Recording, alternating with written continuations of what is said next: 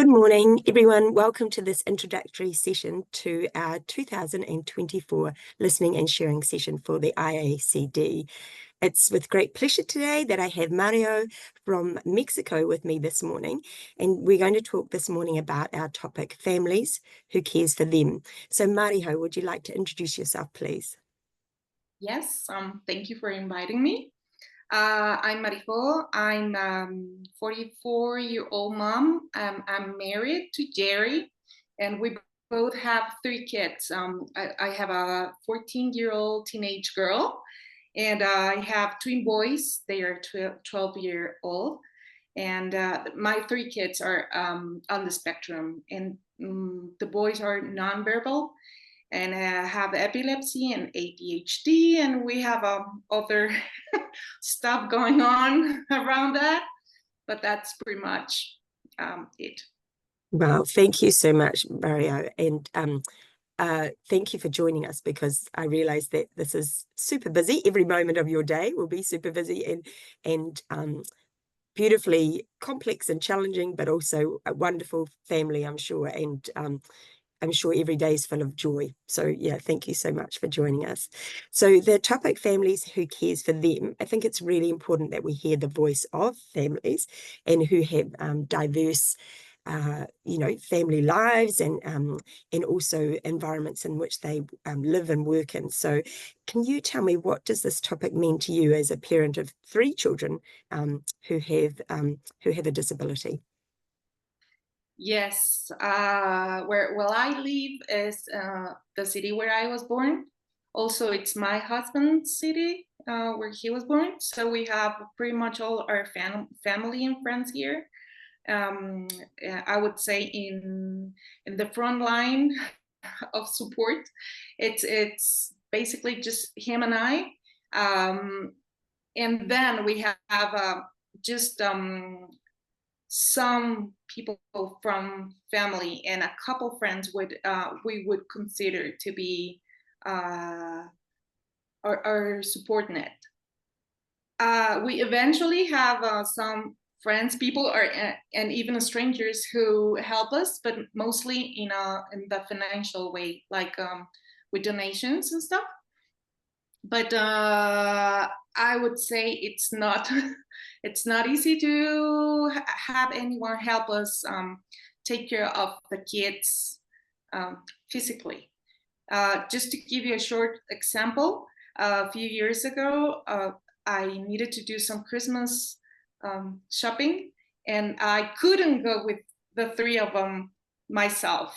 Because what if one of them want to go to the bathroom, for example? It's like the 4 of us need to go to the bathroom. So I didn't have anyone who would take care of them for a couple hours just for so I could do that. And my mom, for the first time, said she would do it. So I felt very pressed, under pressure to find the things that I wanted to buy on a couple hours and stuff, and I didn't happen to do that. So by the time I came back, I told my mom my frustration, because I knew it was going to be almost impossible to find some free time for myself to do that, and find someone who would take care of the kids, so I could do that. And I was telling that to her, and I was crying, and I said, like, I was so exhausted and so lonely, and it was so hard for me at the time that I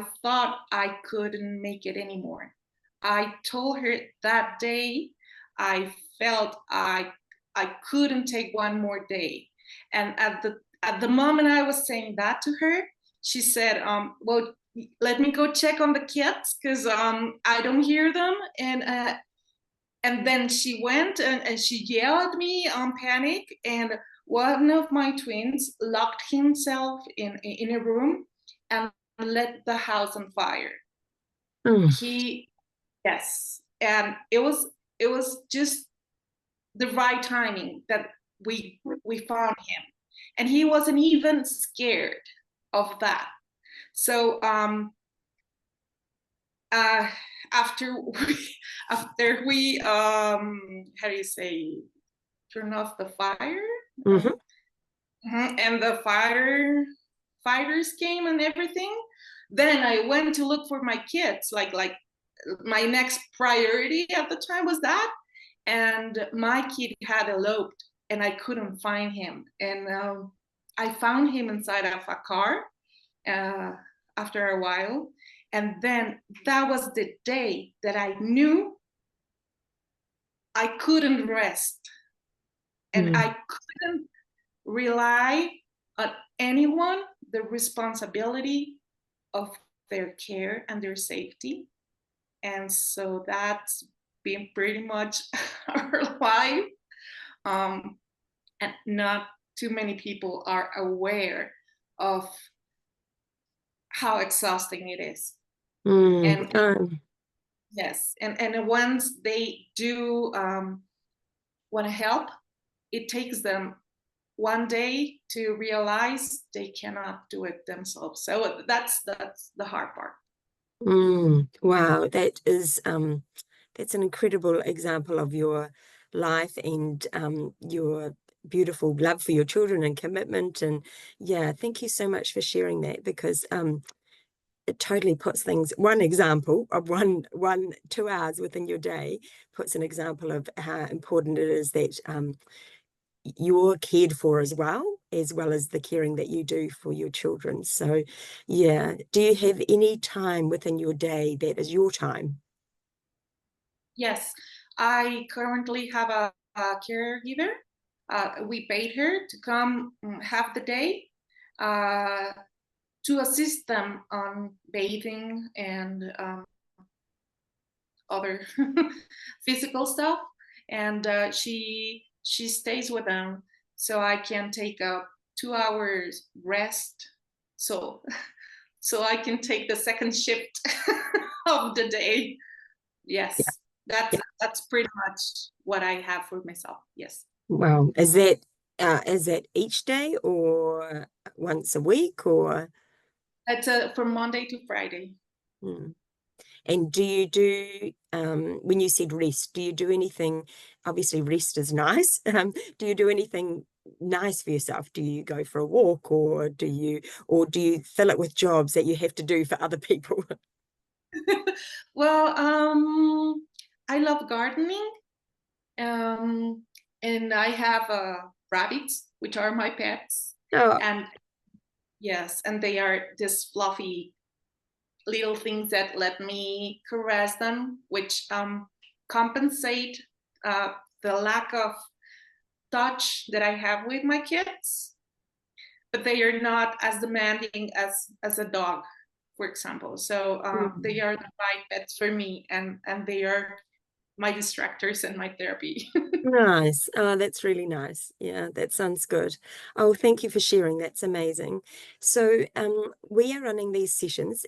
Countries have 1 hour to talk about this topic, families who care for them, and your insight into your life is incredible. So, what would you like sessions to look like that people are running? What do you think would be interesting for people to hear about and how to share this information? Well, I've been thinking about it, especially because I feel like I'm blessed. I have family and friends around here, and I have a my marriage is okay, and my financial status is somehow um, okay. So even when I have all these things making my life a little easier, it seems like it's still not enough.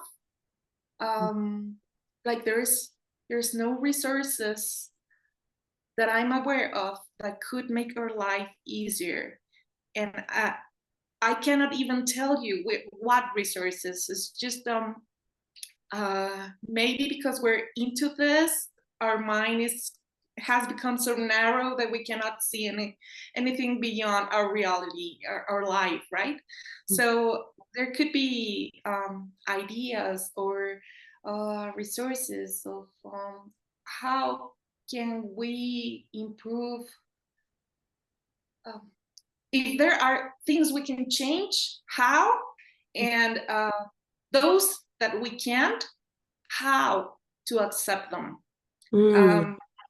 Yes, and we are a very committed family to our kids, and people see that, and we get a lot of help from people because they see that. But what happened with the families that are not as strong as ours, not as committed as ours, and their kids' welfare or well-being? How do you say wellness? Yeah, Wellness. yeah. Depends on their parents, but if their parents are not okay and they fall into vices, um what what happens there? Mm, mm. Yeah. So who cares for the whole family? Who cares for the parents? And then as a result, if the parents are finding things difficult, who then supports the children or the young people or the person with the disability within the family? Yeah. I think that's really interesting because you're talking, if I understand rightly, you're talking about resources for you as a whole family, for the children as well as the parents and the wider family to provide that support. But then also, if you can't find those resources or they're not there, what strategies do you have to make things the best they can?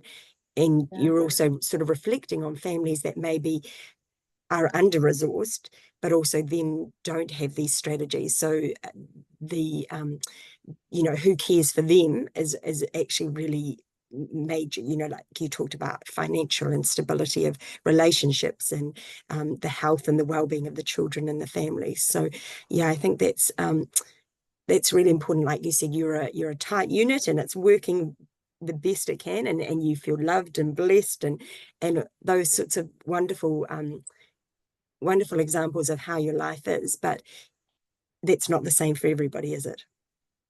Yeah, because most of my friends who live situations similar to mine, most of them, I'm telling you, maybe 90% of them are not as blessed as I am. And myself, I don't know how to help them.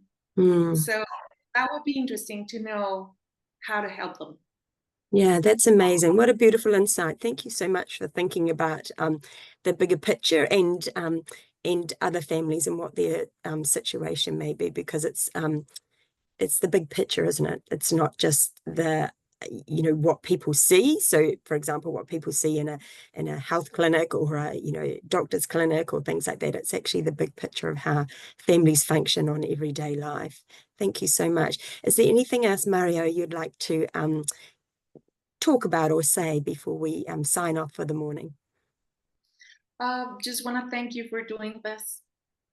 Oh, that's a pleasure. We are so excited about the sessions, and I hope that you can join in. And we will be having sessions in different languages. So Mario's native language is Spanish, so you've done amazingly well. Thank you so much for sharing this information. I love talking to you. Have a wonderful day.